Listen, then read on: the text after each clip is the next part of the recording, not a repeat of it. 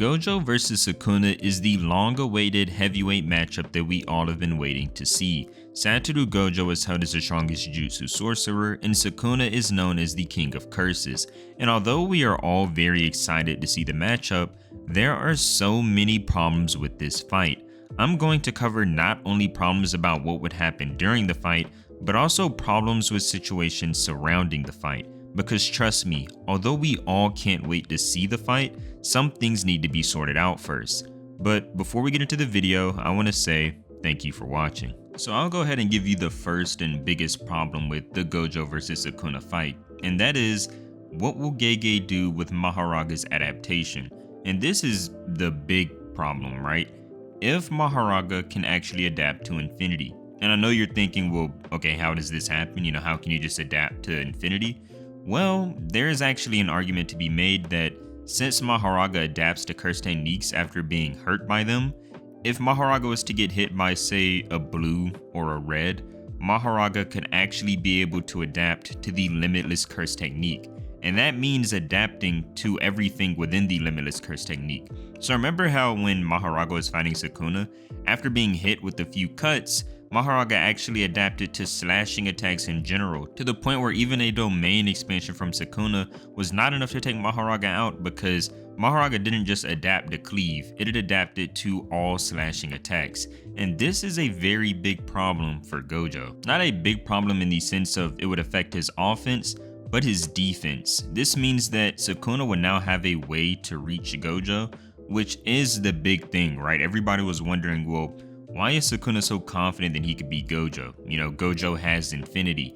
All Sukuna can do is just slash and cleave. But there's something new, and that is Mahoraga. If Mahoraga can adapt to the limitless technique, meaning that infinity just won't recognize Mahoraga, or if Mahoraga can somehow bypass infinity, whether it can mess with the curse technique like the black rope that Miguel had, or inverted spear of heaven, you know, something along those lines, then Sukuna would now be able to touch Gojo. And that isn't too big of a problem. You know, somebody saying that, oh, well, just because Mahoraga adapts to infinity means that it's over for Gojo, you know, that's not entirely true. Just because you can touch Gojo doesn't mean you've beaten Gojo. If anything, it just puts you two on equal ground because you can now touch each other. Another thing that might become very important in the fight is whatever tool Yorozu crafted for Sukuna right before she died. We know that she crafted something for him. You know, she told him to keep it dear to him and always keep it, and as a sign of her, sort of. And we see that when Sukuna accepts the fight with Gojo,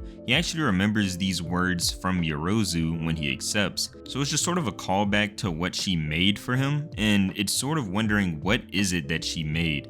I personally do believe that this tool obviously will be used in the fight, and it may be used to assist Sukuna in getting through infinity. Now that is just a big if, you know, it could have nothing to do with that at all. But for the simple fact that he remembers these words right before accepting the fight again, and for the simple fact that she tells him to keep it with him as a sign of her, just leads me to believe that this tool that she created will aid Sukuna in the fight against Gojo. Because you have to think about it, right? This fight has been built up for so long that we know that it's going to be epic. If you look back at all of the other fights that have been built up, you know, Yuji and Todo versus Mahito. We had a great fight between Kashimo versus Akari, even Kenjaku versus Yuki and Choso. All of these fights were back and forth and epic. So of course, this fight between the two strongest people in the show will be back and forth and will be epic. So this means somehow, some way, it's going to be back and forth. And it can't be back and forth if Sukuna can't hit Gojo, right? And I do want to say that with Domain, Sukuna just would be able to use it and hit Gojo,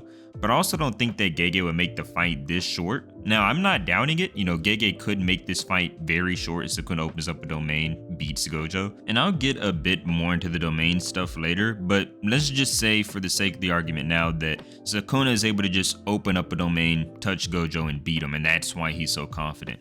Well, I don't think that the fight would be this short. You know, if this fight is going to follow the trends of the other top tier fights, then it will be back and forth. and you can't have a back and forth fight if one person just can't touch the other. It's not really back and forth if Sukuna's just hitting an invisible wall every time he tries to hit Gojo. Another big problem, another problem, there's just so many problems with this fight, is actually something that may or may not affect Gojo when he's fighting. And that is, he's going to have to kill his student. But not just his student.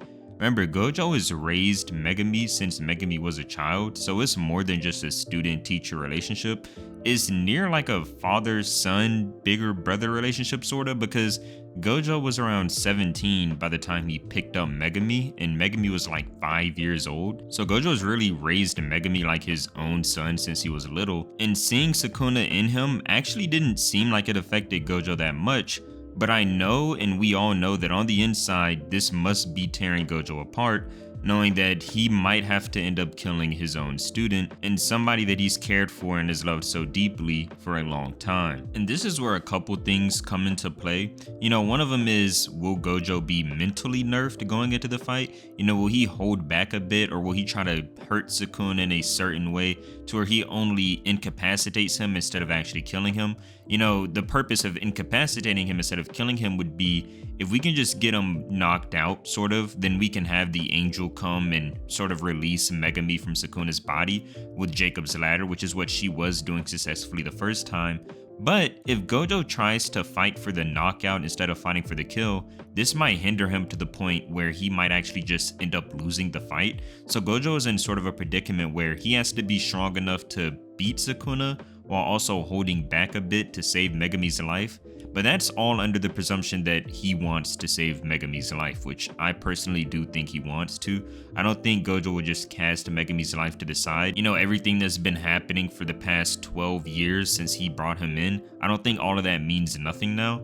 I do think that Gojo has resolved himself to fight, but I don't think Gojo has resolved himself to kill Megumi yet. And that is what these next couple chapters are for. The entire main cast is going to build up a game plan, and I do think that they're going to try to save Megumi in this game plan. It's only natural to want to save the people you care for, and we do know that the main cast cares deeply for their friends. So I do believe that in the next couple chapters we will see some sort of game plan of getting Megumi out of there instead of just having to kill him along with Sukuna. And we know that once the main cast reunites with Gojo, they're going to catch him up to speed about everything, and this is going to lead to what I think are two big outcomes. One of the outcomes is, like I said earlier, they formulate a game plan to save Megumi. And the second outcome, and I will say this, I don't think this outcome will happen, but if it does, I won't be surprised, is that Gojo actually gets so enraged that he's just willing to kill Megumi along with Sukuna, because he realizes that even though he values and cherishes Megumi's life, Sukuna is a bigger threat, and that Sukuna will actually end up affecting more lives if he holds back in fighting Sukuna. So I do think that Gojo is going to have a big decision to make when it comes to that. Do I try to fight a certain way to save Megumi's life and potentially have Sukuna beat me?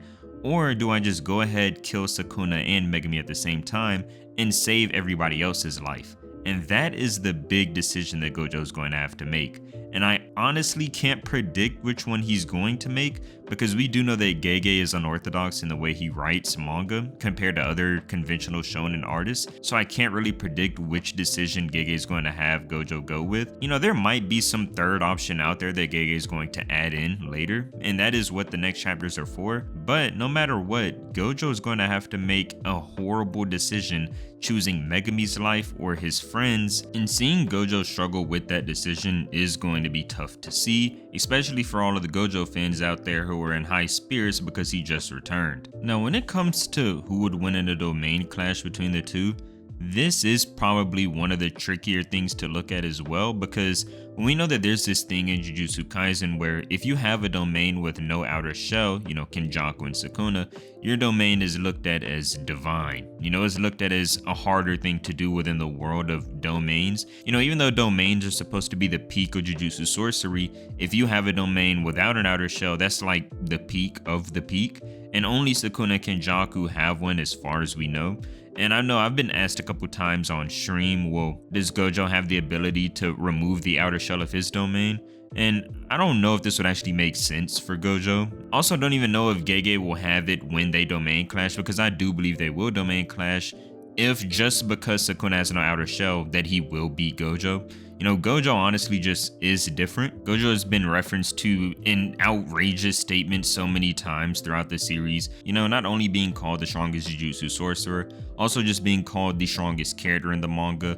Also, Gege has said that it's just impossible to kill Gojo. So there's just so many things when it comes to Gojo that he's near a gag character. And keep in mind, I'm saying near because he did get sealed. So I just wonder if just because Sukuna has no outer shell on his domain, does that mean that he would beat Gojo in a domain clash? I honestly do think that if they domain clash, it will be a tie, but I wouldn't be surprised if Gojo or Sukuna wins the domain clash for their own respective reasons. Gojo's being, infinity, so there might be something there where he just beats Sukuna's domain no matter what. But I also can see it going the way that, Sukuna has no outer shell, his domain is divine, so he beats Gojo's domain. But if you were to ask me if I had to predict what would happen, I would say they probably just clash and nothing happens, because I don't believe that a fight between Gojo and Sukuna would end in a domain clash. I believe that it would end in curse technique usage, with hands, basically hands and curse techniques, rather than just somebody popping their domain at the start of the fight, ending it, and that's it. I also think that we're going to get a lot of our questions answered if Kashimo goes and fights Sukuna, because there's a month of downtime in the series.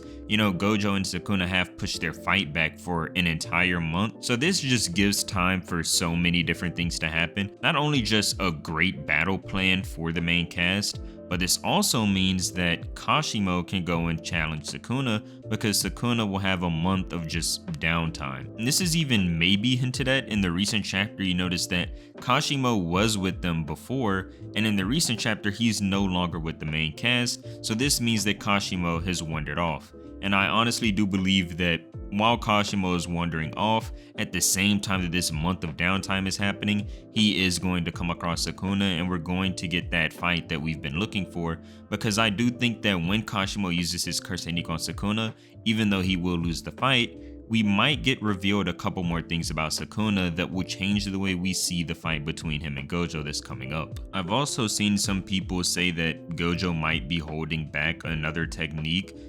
something gravity based, and I don't think that Gojo will turn into a gravity user. We already have one being Kenjaku, but I wouldn't be opposed to the idea that Gojo may have one more technique, or if not a whole new technique, then maybe a maximum that we haven't seen that will be useful in the fight against Sukuna. Because the thing is, even though I talked about Mahoraga earlier, Mahoraga being able to adapt to infinity potentially, Gojo would still be able to take Mahoraga out in one hit if he used that purple that he used back in Goodwill. If you look back in Goodwill, that purple that he used was so big it looked near about a football field size in width. So that purple would just take Mahoraga out entirely. Mahoraga needs to regenerate from something. If you just evaporate Mahoraga with purple, it will have nothing to regenerate from, so it would just disappear, which is what Sukuna had to do, because even though Sukuna was using slashes, when you slice up Mahoraga, even if it is into 30 different pieces, you're still leaving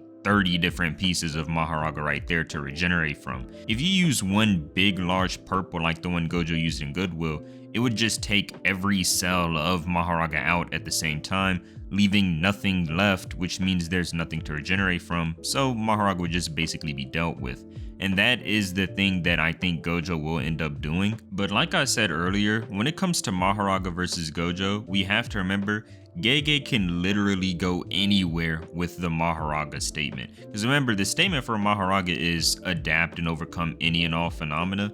Gege can do anything with a statement that vague. And I do want to revisit one thing I said earlier, and it is something that we're going to have to think about, is what if when Gojo and Sukuna use their domains, it's not actually the domain that we were thinking about being Shrine?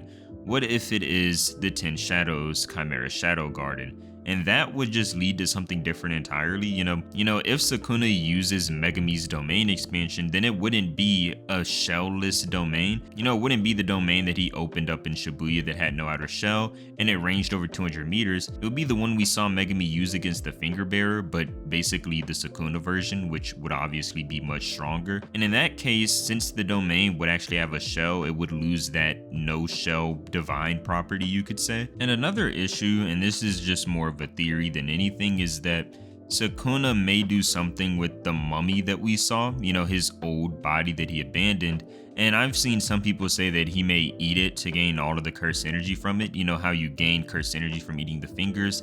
I've also seen some people say there are fingers on the mummy, or that the mummy actually has no fingers, whatever it could be. But no matter which way you slice it, most people just sum it up as this mummy will come and do something, and somehow, some way, Sukuna will gain strength from it. If anything, it would go into that idea that Kenjaku would do something shady while Sukuna is fighting Gojo.